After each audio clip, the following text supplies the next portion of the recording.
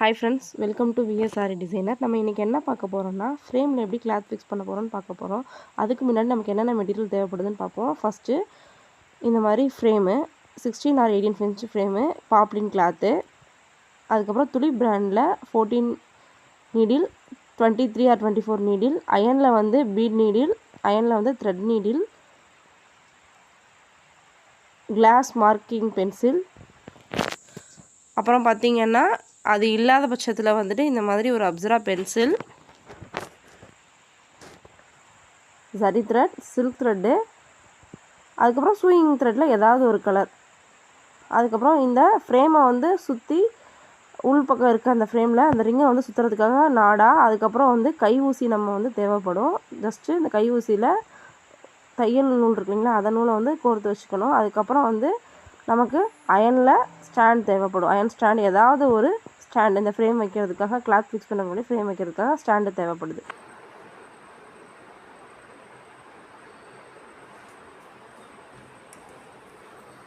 அடுத்து நம்ம என்ன பார்க்க போகிறோம்னா, இந்த ஃப்ரேமை நம்ம அப்படியே வந்து வச்சுட்டு கிளாத்தை ஃபிக்ஸ் பண்ணோம்னா என்னாகும், கிளாத் வந்து கொஞ்சம் க்ரிப் இல்லாமல் லூஸாக இருக்கும்.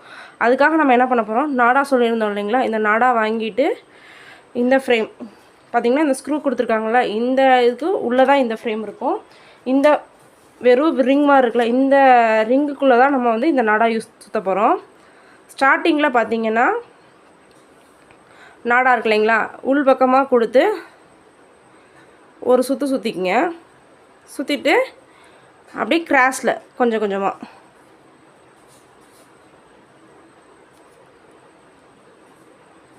இப்படி கிராஸாக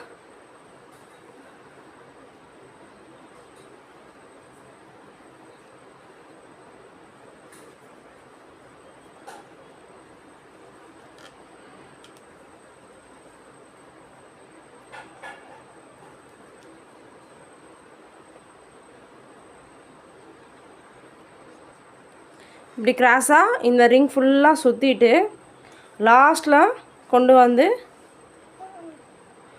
இப்படி இந்த ரிங்கோட உள்பக்கம், வெளிப்பக்கம் கிடையாது, உள் சைடில் வந்து இப்படி இந்த கிளாத்தை வச்சுட்டு ஜஸ்ட் இன்னொரு சின்னதாக ஃபோல்ட் பண்ணி உள்ளே வச்சுட்டு, ஆல்ரெடி சொல்லியிருந்தேன்ல நான் உங்களுக்கு கை ஊசியில் ஜஸ்ட் நூல் கோர்த்து கடைசியில் ஒரு முடிச்சு போட்டுக்குங்க. இந்த மாதிரி ரொம்ப பெருசெல்லாம் தேவையில்லை, சின்னதாக எடுத்துகிட்டு ஒரு முடிச்சு போட்டுட்டு லைட்டாக என்ன பண்ணுறீங்க,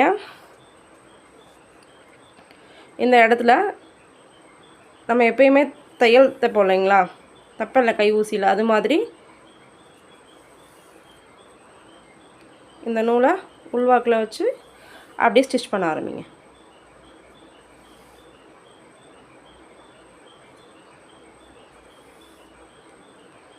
ரொம்ப சின்னதாக தைக்க வேண்டிய அவசியம் இல்லை, ஜஸ்ட் இது வந்து டைட்டாக ஓரளவுக்கு க்ரிப்பாக நிற்கிற அளவுக்காக நம்ம தைக்க போகிறோம், அவ்வளோதான்.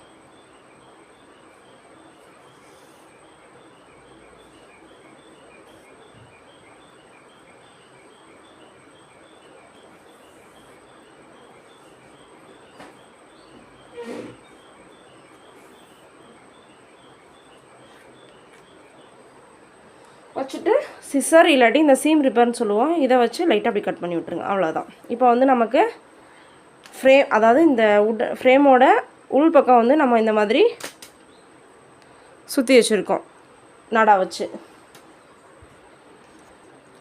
இந்த நாடா சுற்றின பின்னாடி ஃப்ரேமில் இந்த நாடா சுற்றி இருக்க ஃப்ரேமை கீழே வச்சுட்டு அதுக்கு மேலே பாப்ளின் ஒயிட் கலர் கிளாத் சொன்னேன் இல்லைங்களா, அந்த கிளாத்தை எடுத்து நல்லா விரிச்சிருங்க. விரிச்சிட்டு இந்த கார்னர் கொஞ்சம் கேப் கொடுக்குற மாதிரி, இந்த பக்கம் இந்த 4 பக்கமும் கொஞ்சம் கேப் கொடுத்துட்டு, ஏன்னா இந்த கிளாத் எக்ஸ்ட்ரா இருக்கும், அதனால் பிரச்சனை கிடையாது. இந்த சைடில் கொஞ்சம் கேப் கொடுத்து ஸ்டார்டிங்கில் பிகினருங்கும் போது ரொம்ப துணியாக வந்து கம்மியாக விடாமல் கொஞ்சம் தள்ளி விட்டுட்டு, இந்த ஸ்க்ரூ இருக்கு இல்லைங்களா, லைட்டாக கொஞ்சம் லூஸ் பண்ணி விட்டுட்டு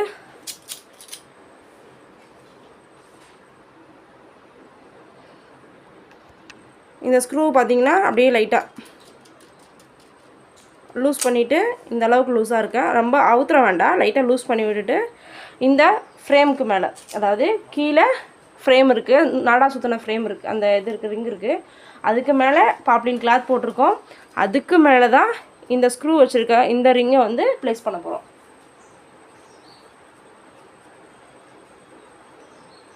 அதுக்கப்புறம் என்ன பண்ணால் லைட்டாக இந்த நட்டை வந்து அப்படியே வச்சு லைட்டாக டைட் பண்ணுங்கள் கொஞ்சமாக.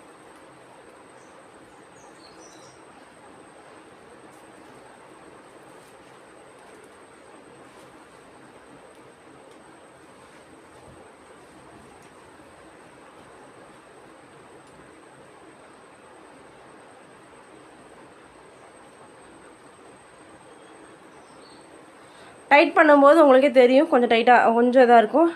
பார்த்திங்கன்னா இப்படி லூஸாக இருக்கும் கிளாத். இந்த மாதிரி கிளாத் இருக்கக்கூடாது.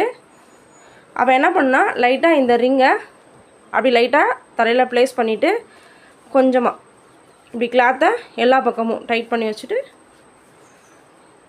ரொம்ப இழுத்திங்கன்னா இந்த மேலே போட்டிருக்க இந்த ரிங் வந்து கழண்டுட்டு வந்துடும். அதனால் ரொம்ப இல்லாமல் கொஞ்சம் லைட்டாக டைட் பண்ணி பிடிச்சிட்டு அப்படி ஒவ்வொரு பக்கமும் சுற்றி சுற்றி இந்த ரிங்கை அப்படியே சுற்றி கொண்டு வந்து கிளாத்தை வெளிப்பக்கம், அதாவது இந்த ரிங்கோட அவுட் சைடில் இந்த எக்ஸ்ட்ரா கிளாத் இருக்கு இல்லைங்களா, அந்த எக்ஸ்ட்ரா கிளாத்தை அப்படி லைட்டாக இழுக்கணும்.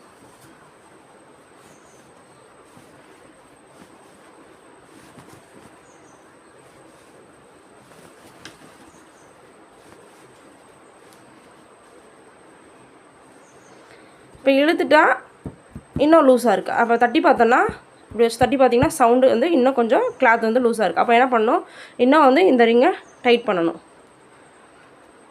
இந்த இடத்த அந்த ஸ்க்ரூவோட இன்னும் டைட் பண்ணி விடுங்க, சுற்றி விடுங்க கை வச்சு.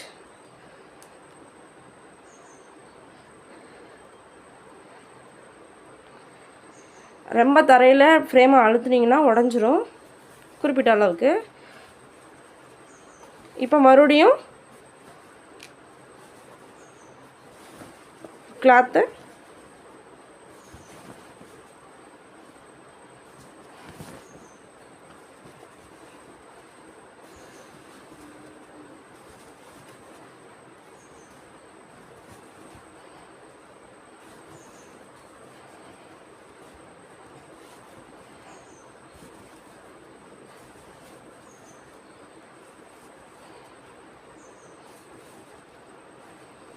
இப்படி இழுத்து பார்த்து இப்படி தட்டி பார்த்தீங்கன்னா சவுண்டு வரும். பட் பட்டுன்னு சவுண்டு கேட்குதுங்களா, இந்த மாதிரி சவுண்டு வரணும். அப்போ தான் இந்த ஃப்ரேமில் கிளாத் வந்து டைட்டாக இருக்குதுன்னு அர்த்தம். அப்படியே இல்லைனாலும் நீங்கள் மறுபடியும் என்ன பண்ணணும், இந்த ஸ்க்ரூவை இன்னும் கொஞ்சம் டைட் பண்ணிட்டுங்க. லைட்டாக ரொம்ப இழுக்காமல் ஓரளவுக்கு கொஞ்சம் தரையில் வச்சு இந்த ஃப்ரேமை அப்படி ரொட்டேட் பண்ணி இழுத்துட்டு சவுண்ட் கேட்குன்னு தெரியும், கேட்குதுன்னு நினைக்கிறேன். கேட்குதுங்களா, இந்த மாதிரி சவுண்ட் கேட்கணும். அப்போ நம்ம ஒர்க் பண்ணுறதுக்கு இந்த கிளாத் வந்து கரெக்டாக இருக்குதுன்னு அர்த்தம். இப்போ பார்த்திங்கன்னா என்கிட்ட இந்த ஃப்ரேம் வைக்கிறதுக்கான ஸ்டாண்டு, அயன் ஸ்டாண்டு. இந்த ஃப்ரேம் வந்து பார்த்திங்கன்னா உள் பக்கம் தான் வரும். இந்த ரிங் வந்து பார்த்திங்கன்னா இப்படி வைக்கும்போது இந்த உள் பக்கம் தான் வைக்கிற மாதிரி இருக்கும் எனக்கு. சில ஃப்ரேமில் இந்த வெளிப்பக்கம் வந்து வெளி சைடில் வந்து இந்த ஃப்ரேம் வைக்கிற மாதிரி இருக்கும். என்னோடது உள்பக்கம் வைக்கிற மாதிரி நான் வாங்கியிருக்கேன். அதுக்கப்புறம் இந்த நட்டு தெரியுதுங்க இல்லையா, இந்த நட்டை எடுத்துருங்க ஃப்ரேமை விட்டு. பார்த்திங்கன்னா அப்படி லூஸாக வரும் நமக்கு.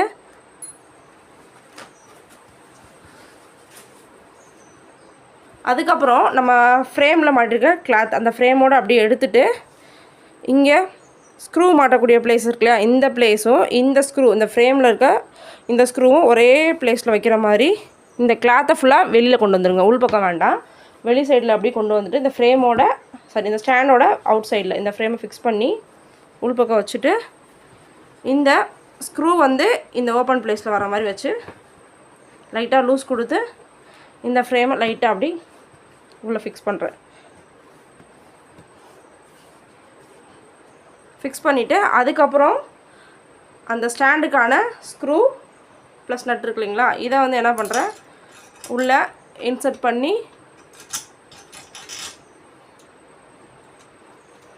கையிலே லைட்டாக டைட் பண்ணுறேன். அப்படி இல்லைன்னா ஸ்பேனர்ஸ் வாங்கி வச்சு டைட் பண்ணிக்கங்க.